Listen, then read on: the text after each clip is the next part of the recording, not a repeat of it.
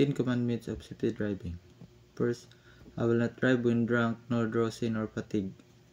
I will not pass without care on curbs, on hills, nor the view is unseen by my eyes. I will not violate speed laws, nor exceed speed limits.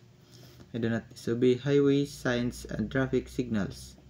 I do not make a twist without signaling my intention. I do not accelerate my speed at school, playgrounds, hospitals, and other dangerous zones. I will not careless when crossing at intersection.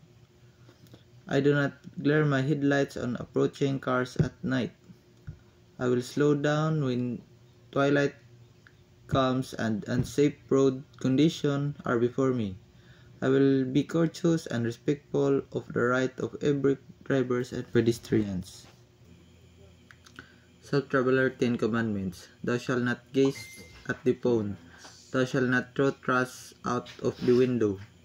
Thou shalt not or never drive intoxicated.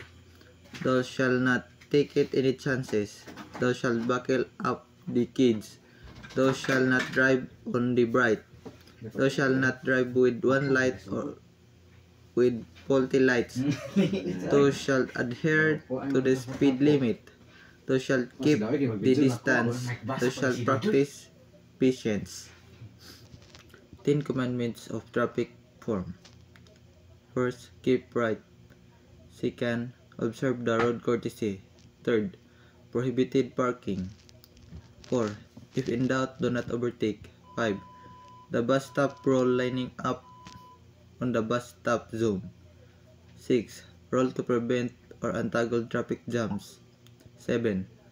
Observe traffic management measures. 8. Philosophy of Pinoy drivers. First come, first serve.